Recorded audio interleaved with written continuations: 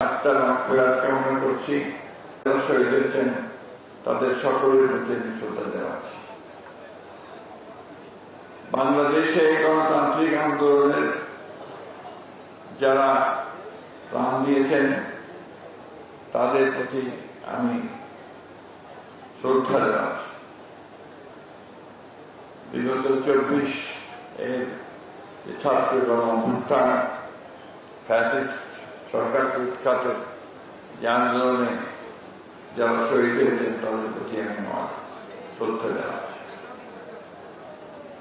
আমি শ্রদ্ধা জানাই অত্যন্ত গভীরভাবে আমাদের হুমকি দিচ্ছেন যে অমুক মার্কা না দিলে আমরা নির্বাচনে যাব না বা অমুকের মার্কা থাকতে পারবে না। ভাই, আমরা তো তোমাদের মার্কাতে বাধা দেইনি। কোন মার্কা তোমাদেরকে দেবে নির্বাচন কমিশন, নির্বাচন কমিশন সিদ্ধান্ত নেবে। আমরা তো কথা বলে যাইনি তোমাদেরকে এই মার্কা দেওয়া যাবে না। তাহলে অযথা বিএনপির ধানের শীষকে নিয়ে টানাটানি কেন? টানাটানি এই জন্যে যে ধানের শীষ অপ্রতিরোধ্য, ধানের শীষকে ঠেকিয়ে রাখা যায় না। যেদিকে যাবেন গ্রামে গঞ্জে যেখানে সব একটাই স্লোগান হচ্ছে থেকে ধান লাগাইয়া দাও, ধান লাগাইয়া দাও। ঠিক কিনা বলেন? এই কথাটা হচ্ছে প্রধান কথা। ওই জন্যই ওকে রুখতে হবে, ওকে আটকে দিতে হবে। কারণ ধানের শীষ এসে গেলে ওই যে শত্রুরা আছে সেই শত্রুরা তাদের সমস্ত কনস্পিরেসি চক্রান্ত থেকে পরাজিত হয়ে চলে যেতে বাধ্য হবে। শেখ হাসিনা মানে আমাদের সেই আপনার মনস্টার শেখ হাসিনা এমনি এমনি পড়াইয়া দিতে যায় না, যেতে বাধ্য হয়েছে। কারণ আমরা সেই গ্রাউন্ড তৈরি করেছি, আমরা সেই ভিত্তি তৈরি করেছি।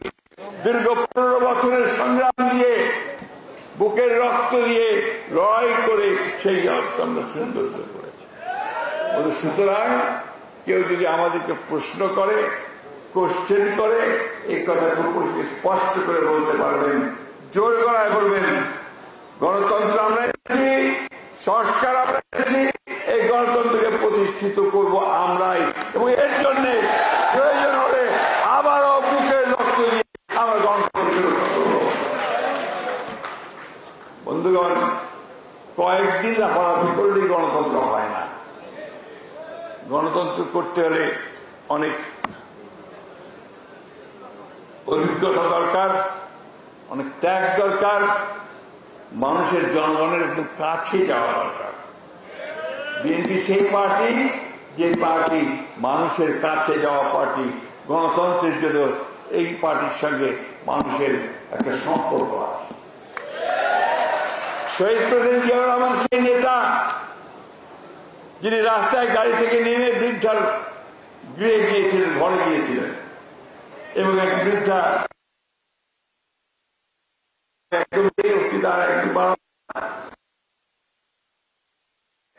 তখন উনি বলছেন, মা আপনি শুধু আমাকে একটু পানি দিলেন, ঘরে তো আর কেউ কিছু নাই।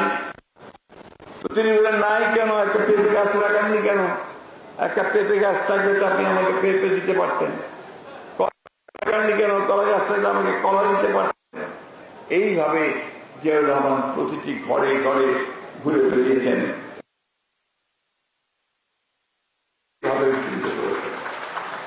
আজকে আমাদের নেতা তারেক রহমান সাহেব আমাদের মাঝে এই মুহূর্তে নেই, কিন্তু শুধু রাজহাজার মায়ের থেকে তিনি আমাদেরকে উজ্জীবিত করেছেন। প্রতিটি মুহূর্তে প্রতি মানুষকে ঘরে ঘরে এই বার্তা পৌঁছে দিয়েছেন, জাগো বাংলাদেশিরা, সবাই জাগো, নিজের অধিকারকে আদায় করে নাও।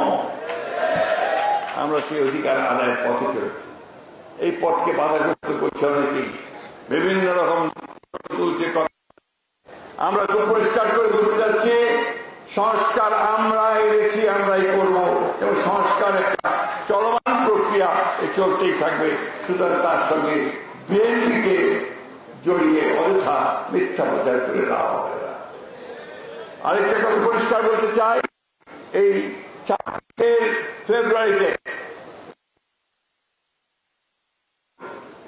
প্রধান উপদেষ্টা ইউনূস সাহেবের সঙ্গে যে আলোচনা করার পরে নির্বাচনের যে সময় নির্ধারিত হয়েছে সেই সময় নির্ধারিত নির্বাচন হবে, অন্যথা নির্বাচন হবে না। অর্থাৎ নির্বাচন তখনই হতে হবে। 1, 2 আমলাতন্ত্রকে কোন একটি কখনো আপোষ করেননি গণতন্ত্রের প্রশ্নে আমাদের সেই নেত্রী, দেশের নেত্রী খালেদা জিয়া। আমি সম্মান জানাই আমার সেই নেতাকে, যিনি শুরু থেকে বাংলাদেশের গণতান্ত্রিক আন্দোলনকে এগিয়ে নিয়ে যাওয়ার জন্য নেতৃত্ব দিয়েছেন। প্রিয় বন্ধুগণ, আমি দীর্ঘ আলোচনা করব না। আমি শুধু একটি কথা বলতে চাই যে বাংলাদেশের মানুষ গণতন্ত্রকামী, স্বাধীনতাকামী মানুষ। বারবার তারা সংগ্রাম করেছে, লড়াই করেছে তার স্বাধীনতার জন্য, তার ব্যক্তি স্বাধীনতার জন্য। গণতান্ত্রিক লড়াই করেছে তার গণতন্ত্রের অধিকারগুলোকে সুরক্ষিত করার জন্য। কিন্তু দুর্ভাগ্যের বিষয় হল সেখানে সে বারবার হোঁচট খেয়েছে।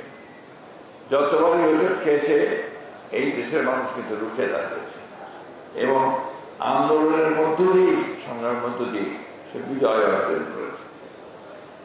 আজকে দীর্ঘ 15 বছর একটি ফ্যাসিস্ট সরকার হাসিনার নেতৃত্বে, হাসিনাকে শুধু হাসিনা বললে বোধহয় একটু সম্মান দেওয়া হবে, মনস্টার হাসিনা, দানব হাসিনা আমাদের সমস্ত কিছুকে এসে তছনছ করে দিয়ে গেছে। আমাদের বিচার ব্যবস্থা, আমাদের প্রশাসন, আমাদের নির্বাচনের প্রক্রিয়া, আমাদের অর্থনীতি, স্বাস্থ্যনীতি, শিক্ষা ব্যবস্থা, সমস্ত জায়গাতে সে তছনছ করে দিয়েছে। এই যে মনস্টার, এই যে দানব, তার হাত থেকে আমরা বেরিয়ে আসতে পেরেছি। বিএনপির অবদান নিয়ে অনেকে অনেক কথা বিভিন্নভাবে বলার চেষ্টা করেছে, অথবা কিছু কিছু সংগঠন, কিছু কিছু মানুষ তারা এই আন্দোলনকে শুধু নিজেদের আন্দোলন বলে দাবি করেছে। আমি তাদের অবগতির জন্য একটা কথা বলতে চাই যে আমরা গণতন্ত্রের জন্য সমগ্র সময়টাই লড়াই করেছি।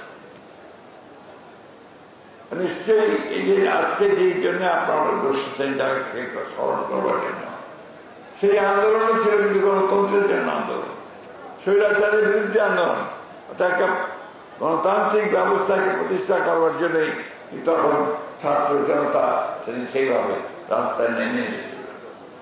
ঠিক একইভাবে দীর্ঘ 15 বছর আমরা দেশের খালেদা জিয়া আমার নেতৃত্বে আমরা ফ্যাসিস্টকে উৎখাত করার জন্য আমরা লড়াই করেছি, জীবন দিয়েছি, প্রাণ দিয়েছি। আমাদের 60 লক্ষ মানুষের বিরুদ্ধে মিথ্যা মামলা হয়েছে। এখানে খুব কম মানুষ আছে যাদের বিরুদ্ধে মামলা হয় নাই, কম মানুষ আছে যাদেরকে কোর্টের বারান্দায় বারবার যেতে হয় নাই। এখনো অনেকেই আছেন যাদের মামলা প্রত্যাহার হয় নাই, ঠিক কিনা? আমাদের প্রায় 20,000 নেতা কর্মীকে হত্যা করা হয়েছে। ইলিয়াস আলী সহ আমাদের 1700 নেতা কর্মীকে গুম করে দেওয়া হয়েছে। আজকে তাদের নাম উচ্চারিত হয় দুর্ভাগ্যজনকভাবে খুব কম, অথচ তারাই ছিলেন সবচেয়ে বেশি ভিকটিম হয়েছিল। আজকে পত্র পত্রিকা দেখি অনেক ছবি ছাপা হয়, ইলিয়াস আলীর ছবি খুব কম ছাপা হয়। এটা দুর্ভাগ্যের।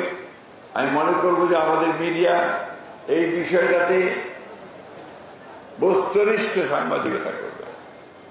বন্ধুগণ, এই কথাগুলি বলছি এই জন্যে যে এত ত্যাগ শিকার পরে এত রক্তপাত, এইবারই বোধহয় প্রথম শিশু, প্রায় 79 জন শিশুকে হত্যা করা হয়েছে, মহিলাকে হত্যা করা হয়েছে, আর আনবিলিভেবল একটা হত্যাকাণ্ড হয়েছে। সেই গণতন্ত্র সুযোগ সৃষ্টি হয়েছে একটা গণতান্ত্রিক ব্যবস্থায় ফিরে যাওয়া, এবং গণতান্ত্রিক ব্যবস্থায় ফিরে যাওয়ার একটাই মাত্র পথ তা হচ্ছে একটা সুষ্ঠু অবাধ নিরপেক্ষ নির্বাচন, গ্রহণযোগ্য নির্বাচনের মধ্য দিয়ে, তাই না? নাকি বিকল্প কোনো পথ আছে? কয়েকজন মিলে কি আইন তৈরি করলাম আর গণতন্ত্র হয়ে গেল? হয় না। আমরা যতই সংস্কার করি, যতই আমরা আপনার সব বুদ্ধিজীবীরা মিলে বিভিন্ন কৌশল আবিষ্কার করার চেষ্টা করি, কিন্তু যতক্ষণ পর্যন্ত না নির্বাচনের মধ্য দিয়ে আমরা একটা নির্বাচিত সরকার গঠন করতে পারবো, ততক্ষণ পর্যন্ত আমরা গণতন্ত্রে ফিরে যেতে পারবো না। বন্ধুগণ, একটা কথা প্রায় বলার চেষ্টা করা হয়, একটা দোষারোপ করা হয়, বিএনপি নাকি সংস্কারের বিরুদ্ধে। আমার হাসি পায়।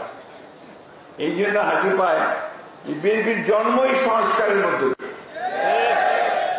একদলীয় শাসন ব্যবস্থা বাকশাল যখন শেখ মুজিব করেছিলেন, সেখান থেকে শেখ মুজিবের যখন পতন হয়, তখন বহুদলীয় গণতন্ত্রের প্রবক্তা ছিলেন শহীদ প্রেসিডেন্ট জিয়াউর রহমান, বিএনপির প্রতিষ্ঠাতা।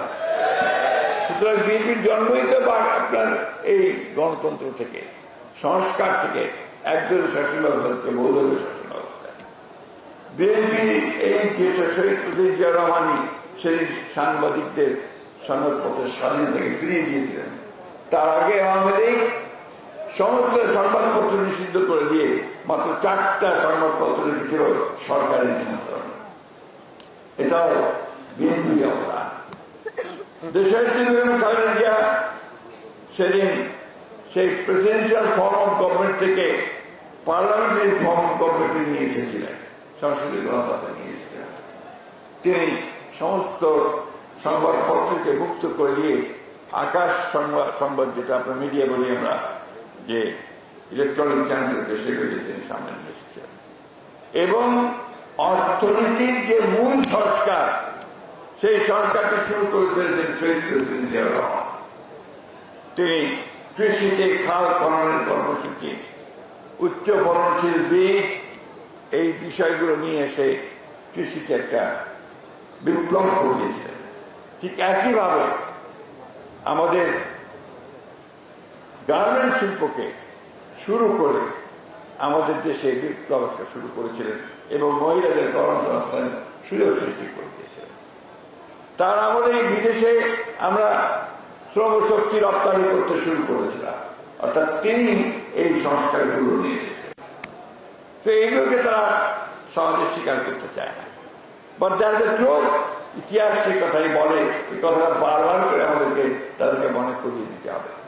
আজকে যে বিষয়গুলোর উপরে এই দেশের অর্থনীতি দাঁড়িয়ে আছে, remittance and income from garments, R&D sector, এটা সম্পূর্ণভাবে কিন্তু এই বিএনপি সরকারের অবদান। অর্থনীতি VAT প্রবর্তন করেছিল এই বিএনপি সরকার। বন্ধুগণ, দীর্ঘ বক্তব্য করতে দিতে চাই না, শুধু একটা কথা বলতে চাই, যেটা আবারও বলছি। আজকের সংবাদপত্র দেখলাম কিছু কিছু ব্যক্তি বা দল তারা ধমক দিচ্ছেন, হুমকি দিচ্ছেন যে